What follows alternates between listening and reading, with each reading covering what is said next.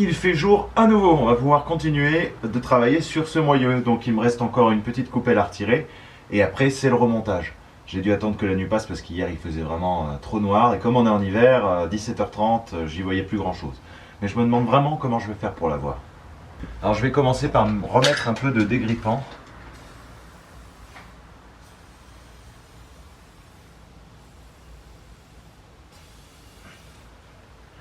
Et quand j'aurai tout enlevé, je nettoierai tout au nettoyant frein pour faire ça correctement. Je vais remettre les gants. Et puis je vais essayer de faire effet de levier avec 2 tournevis en essayant de ne pas endommager la fusée de l'essieu qui est là.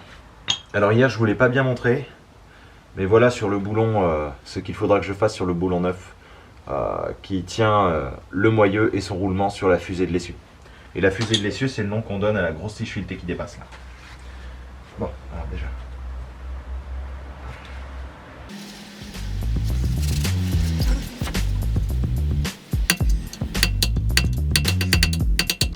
Bien l'endommager pour le faire tourner un peu sur lui-même, mais ça peut être gagné.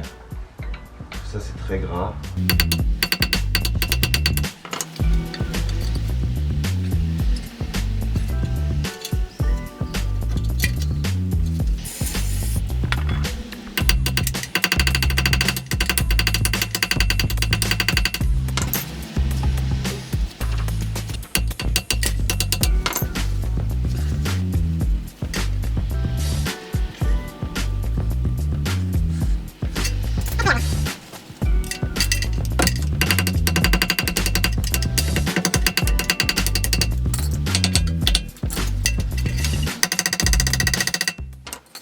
Alors ce que je vais faire, c'est que je vais utiliser une perceuse et je vais prendre un fourré très fin et je vais entamer un trou dedans à la verticale.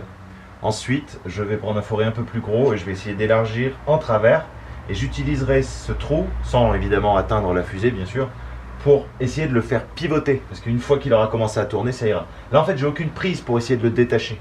Tout ce que je peux faire, c'est tirer, mais j'ai aucun outil spécifique pour tirer. Alors je vais faire ça.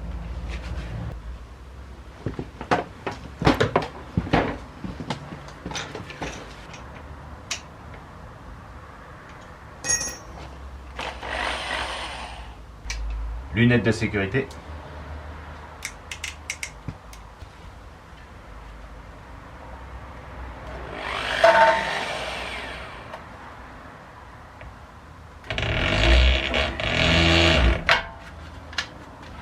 Il faut d'abord que je marque un trou. Je vais essayer de voir si j'ai quelque chose de pointu dans la boîte à outils.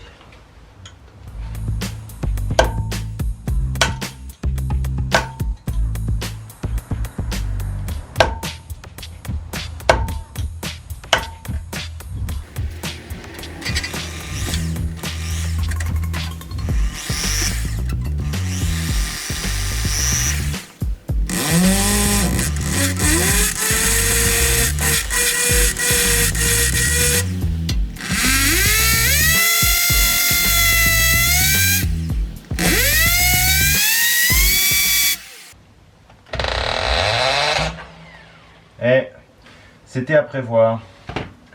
Je crains malheureusement que ce soit de l'acier trempé. Parce que c'est impossible de le percer, je viens de casser ma mèche. Non, elle est cassée. Non, elle est cassée. Donc, cela n'ira nulle part. En tout cas, une petite mèche comme ça n'ira nulle part. Je vois qu'il va falloir que j'aille chercher un autre outil spécial pour enlever cette pièce, puisque là, elle est vraiment coincée de chez coincée. Impossible de percer dedans, j'ai beau taper dessus, la WD-40 n'est pas rentrée à l'intérieur au cours de la nuit, donc c'est vraiment bien serré contre le bord. J'arrive pas à savoir si c'est au niveau de la fusée ou si c'est au niveau de l'axe que ça prend pas. Mais bon.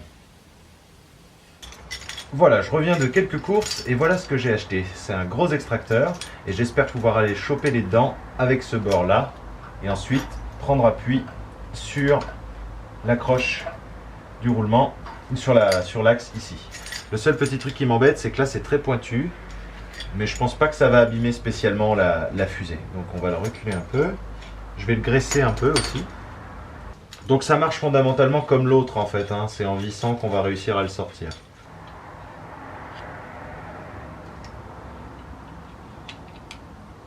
Donc là, quand je vais le dévisser, la graisse va passer dans le pas de vis et ça va l'aider à mieux tourner. Comme c'est un outil neuf et que je compte le garder un moment, c'est pour ça que j'ai voulu le graisser. Pour que ça bouge moins, en fait, il faut serrer un peu ces écrous là.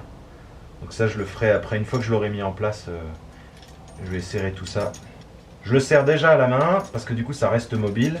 Et une fois que je l'aurai mis en place et qu'il sera en appui, je vais serrer ensuite avec la clé à cliquet pour que ce soit absolument plus mobile. Voilà.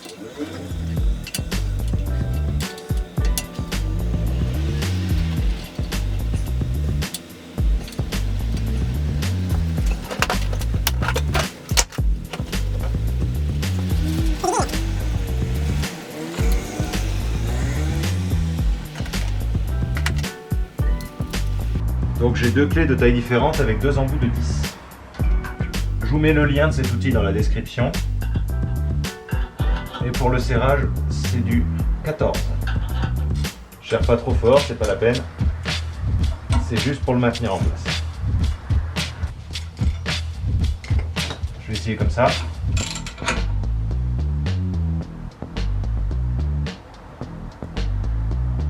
Ça a l'air de vouloir venir.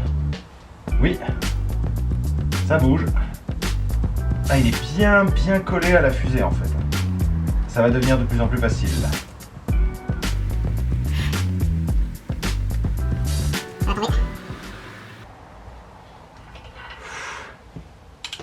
Par contre, c'est bien ce que je craignais. J'ai attaqué la fusée de l'essieu. Donc voilà la pièce qui m'emmerdait. Je l'ai eu. Le vieux roulement est complètement enlevé. Donc cet outil est vraiment pratique.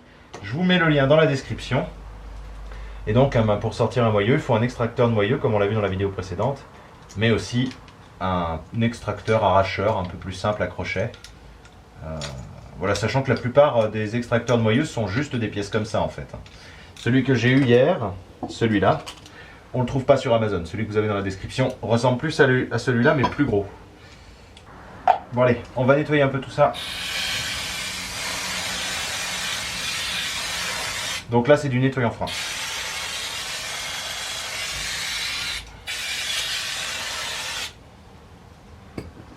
Faut savoir que le nettoyant frein est un produit toxique qui se vaporise très rapidement. Donc là, comme j'en ai mis beaucoup et que je suis dans un environnement globalement fermé, il n'y a pas de courant d'air, à part le garage qui est ouvert, je vais m'éloigner un peu le temps que ça sèche. Alors maintenant, on va pouvoir passer à l'installation du nouveau moyeu avec son roulement. Et pour ça, il faut graisser cette surface-là. Donc d'abord, je m'assure que c'est bien sec, qu'il n'y a plus de graisse, de WD-40, ni rien du tout. Je prends le nouveau roulement.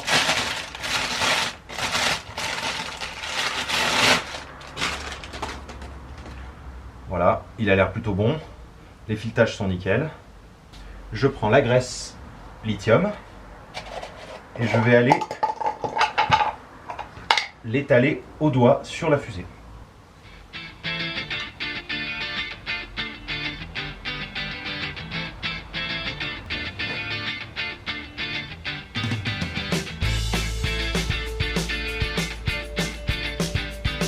Voilà, donc là c'est bien graissé, j'en ai même plein les gants. Il faudra que je le nettoie tout à l'heure avec un mouchoir ou quelque chose. Et maintenant je vais pouvoir mettre mon nouveau moyeu.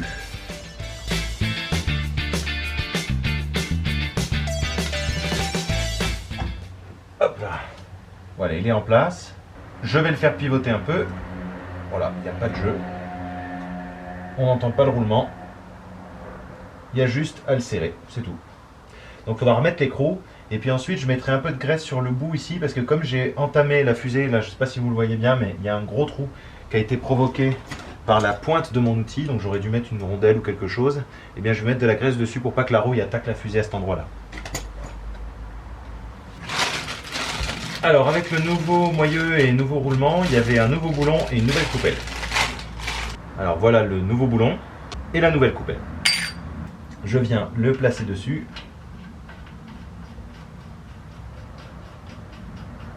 Je prends ma douille de 32 et je vais commencer à serrer. Voilà. Et dans la RTA, page 77, section suspension train arrière et moyeu, vous avez les couples de serrage. Et pour les couples de serrage, alors là on le voit pas bien, peut-être un peu mieux comme ça, vous avez ici écrou du moyeu, 18,5 déca-Nm. Donc face d'appui et filet graissé, donc il y a déjà de la graisse sur le roulement et tout est graissé partout, et donc il faut mettre 185 Nm. Et pour ça il va falloir utiliser la nouvelle clé dynamométrique, celle qui marche, la Tac Life que j'ai enfin reçue. Alors elle se présente comme ceci, c'est une grosse clé, avec une rallonge en demi-pouce, un adaptateur demi-pouce vers 3/8 de pouce.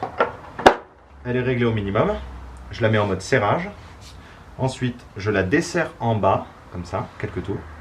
Je vais à, donc là, je vais vous montrer, je pars de 20, elle va jusqu'à, alors là il faut faire attention, vous voyez j'ai failli me rater, je suis en foot-pounds, il faut se mettre en newton-mètre, et je vais à 185. Donc ce qui m'en rapproche le plus, c'est 176,3 ici, et la graduation est juste là. Donc vous voyez, j'ai un 0 ici, je vais visser jusqu'à 176,3. Alors sur la RTA, c'était marqué plus ou moins 1,5, donc c'est pas grave si on n'est pas pile dessus. Alors là, on y arrive, le 0 est 176,3. Je vais monter à 185, plus ou moins 1,5, donc je vais augmenter de 9. Hop, on va jusqu'à 9. Donc maintenant, pour m'assurer que le serrage est bon, il faut que je passe un petit outil dans ce trou juste là et que je serre davantage. Et dans la manette à cliquer, j'ai des clés Allen, des clés BTR. Alors je vais m'en servir pour serrer un peu plus, voilà, sans la plier. Maintenant, je prends ma douille de 32 et je vais serrer au couple en utilisant la gravité.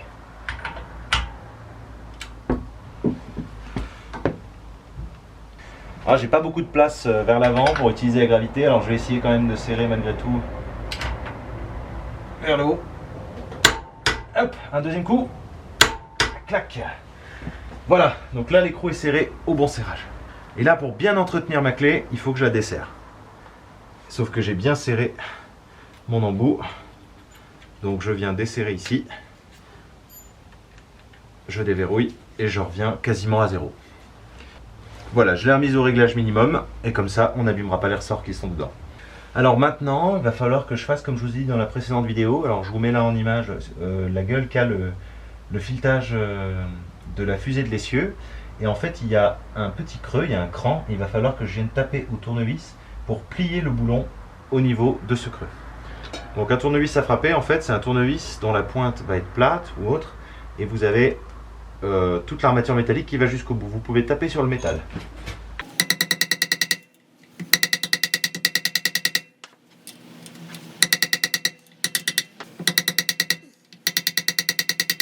Voilà, c'est bon, je l'ai un petit peu chanfreiné dedans.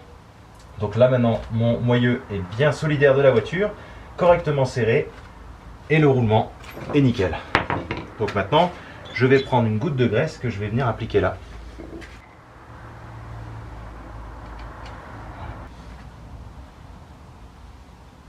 Voilà, et que ça ne rouillera pas.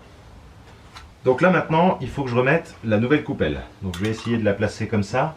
Et là, je peux soit taper avec le côté de la masse pour équilibrer la charge, ou utiliser un objet plat pour réussir à appuyer dessus, auquel cas là j'ai une lime en métal. Un bout de bois ferait un peu mieux l'affaire, ça abîmerait moins, mais je n'en ai pas sous la main.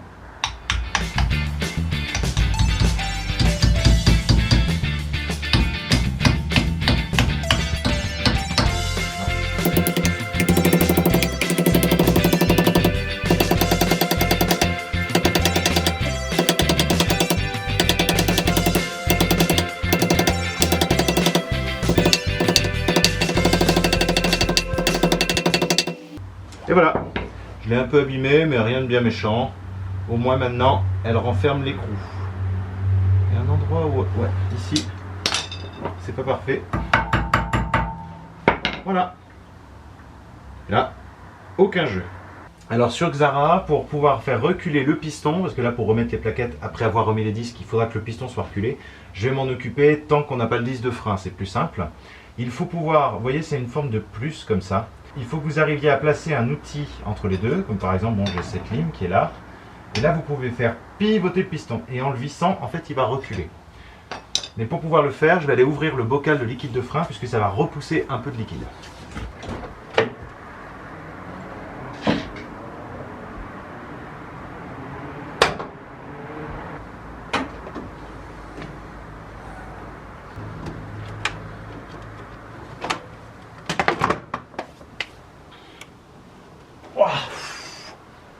Je sais pas qui c'est qui l'a refermé avant, mais c'est bien serré.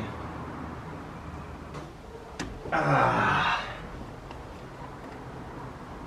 Eh ben dis donc. Alors maintenant que le bocal de liquide de frein est ouvert, je vais aller faire tourner le piston. Je vais utiliser un outil comme un tournevis par exemple. Voilà. Et ça fait reculer le piston. Voilà. Là il a l'air d'être embuté. La conséquence c'est que quand je vais recommencer à serrer, le piston va mettre plusieurs coups de pédale avant de se remettre à plat. Donc la pédale sera molle, la pédale de frein, pendant quelques instants. Donc maintenant que ça c'est fait, je vais pouvoir remettre mon disque de frein. Et avant de le remettre, je vais mettre de la graisse cuivrée.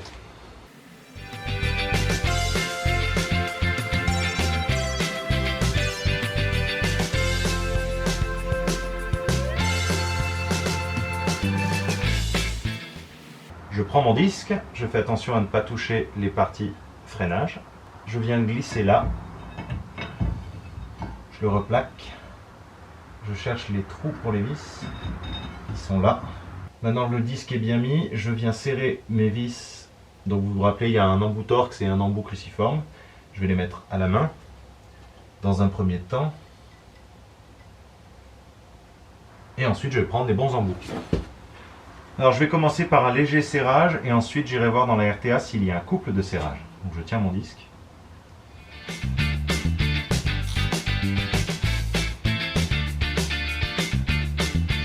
Ça ne sert pas du tout, donc j'arrive pas à faire le cliquet.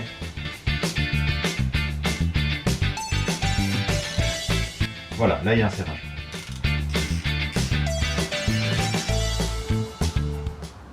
Donc normalement il n'y a pas besoin de serrer beaucoup. Je vais aller voir dans la RTA. Alors dans la RTA, ils disent qu'il faut 10 Nm, donc on va utiliser la petite clé dynamométrique. Puisque celle-là va de 2 Nm à 22 Nm. Je prends l'embout qui va bien pour l'embout Torx.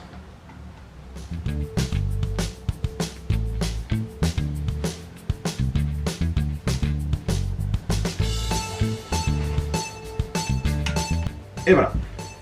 En voilà un de fait. Et maintenant, il me faut un adaptateur parce que cet embout-là est bien trop gros. Donc en fait, j'ai pas pris un adaptateur, j'ai pris un embout dont le cruciforme est déjà fixé sur une douille de quart de pouce.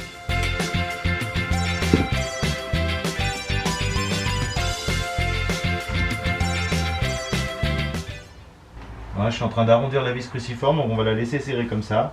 Parce que sinon, je pense que je suis en train de la flinguer, je risque de pas réussir à l'enlever la prochaine fois. Donc maintenant, on va passer à la remise des plaquettes de frein. Alors avant toute chose, je vais nettoyer un coup.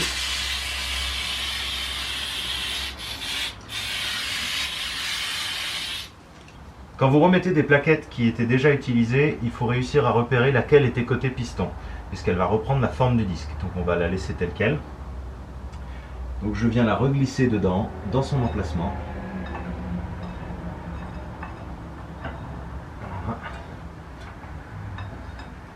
Voilà. Il va falloir la tenir puisque je vais remettre tout de suite la clavette pour qu'elle soit immobilisée.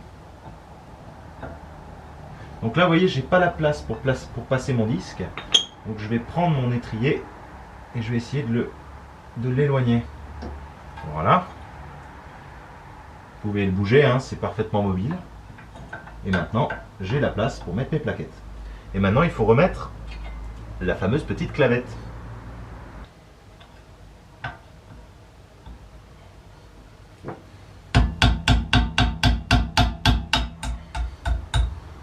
Voilà. Et elle glisse toute seule sous l'autre plaquette. Donc là, c'est parfait. Je reprends le petit embout tout nul. Et je vais le remettre dans le trou de la clavette. Et voilà. Et donc là, ça ne bougera plus. Donc là, maintenant, les plaquettes seront resserrées par le piston sur le disque. Et il faut remettre ces pièces-là. Alors, je vous mets un petit schéma là en image de comment se placent ces petits ressorts-là. Ils empêchent les plaquettes de vibrer. Ça évite d'avoir des bruits gênants dans l'habitacle quand vous freinez. Ça stabilise les plaquettes. Mais c'est vraiment très très dur à plier. C'est assez relou à placer.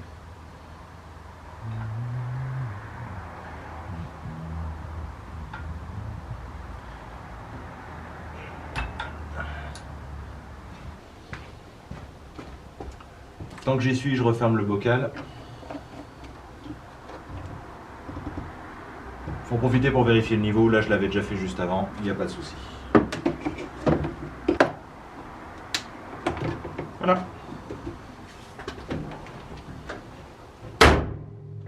Bon, j'ai fait un peu de rangement. J'ai plus que la deuxième goupille à remettre. Elle s'était envolée, mais je l'ai retrouvée. Et ensuite, il n'y a plus qu'à monter les roues. Alors là, elles sont un peu morts, hein, ces trucs-là. Ils bougent beaucoup. Ils tiennent pas bien les plaquettes. Ils ont un peu morflé. Ça devrait les serrer davantage. Mais bon, jusqu'au prochain changement de plaquette, de toute façon, ça va les tenir. Il n'y aura pas de souci. Alors maintenant, je vais mettre de la graisse cuivrée là où ma jante se pose.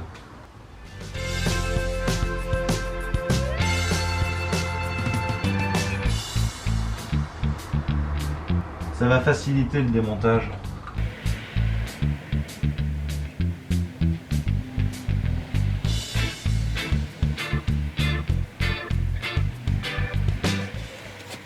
Maintenant, je prends ma jante. Ah oui, il me faut mon quatrième boulon aussi. Je vais nettoyer mes boulons. Voilà. Celui-là est propre.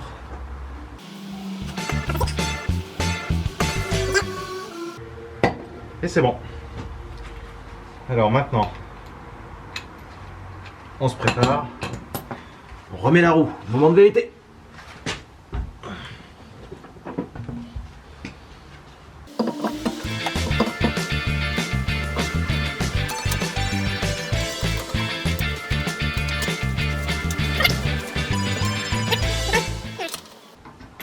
J'ai pas dû aligner ma roue comme il faut. Je vais essayer de ne pas flinguer mon nouveau roulement tout de suite. Hein.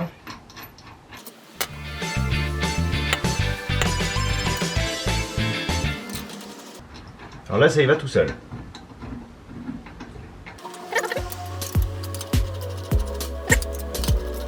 Voilà, la roue n'était pas bien en face des trous en fait.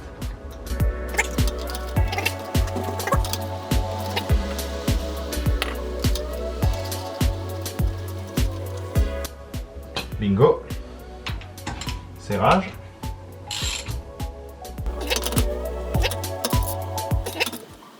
Et voilà. Maintenant, à ce stade, je vais reposer la roue doucement sur le sol, en laissant le cric en position légèrement levée, faire le serrage au couple et on repose la voiture sur ses pneus.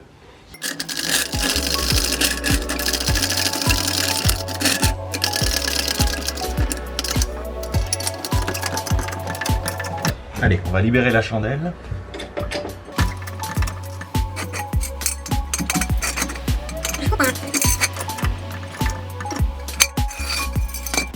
On va mettre les pneus en contact avec le sol.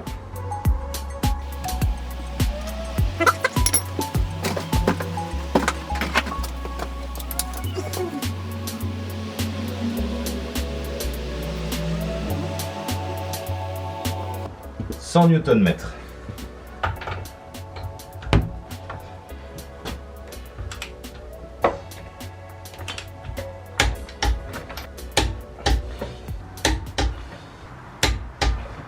Et voilà, c'est terminé. Maintenant, je repose la voiture sur ses pneus.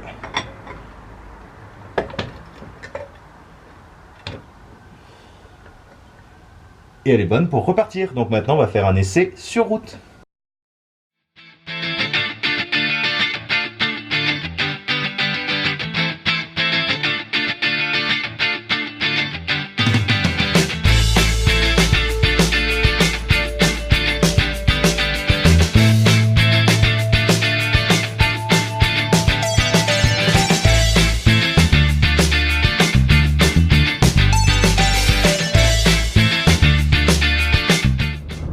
Voilà, donc on est sur la route, là je suis à 80 km/h et il n'y a aucun bruit.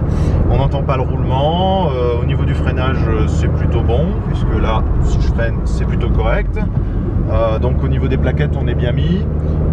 Tout se passe très bien, la roue tient bien, surtout, hein, elle ne se barre pas. Et donc on peut dire que l'opération est un succès. Donc si vous avez aimé la vidéo, je vous invite à mettre un pouce bleu. Si vous n'avez pas aimé, mettez un pouce rouge, hein, vous avez le droit. Et puis surtout, je vous invite à faire des commentaires, donc à poser des questions si vous en avez. Et si vous y connaissez ou si vous avez des conseils à donner, franchement, allez-y, je suis preneur parce que, comme je le précise peut-être pas dans toutes les vidéos, mais je ne suis pas un mécanicien professionnel. Et si vous pouvez apporter votre aide et si on peut partager des informations tous ensemble, c'est tant mieux. Et on se dit à la prochaine pour la prochaine opération. Donc la prochaine fois, c'est la semaine prochaine, je vais aller à l'Apima pour faire le changement de la ligne d'échappement. Je ne sais pas si je pourrai filmer sur place. Au pire, je filmerai quelques portions et je ferai un commentary. Donc j'enregistrerai ma voix après. Mais si ça vous va, écoutez, on se retrouve la prochaine fois. A plus!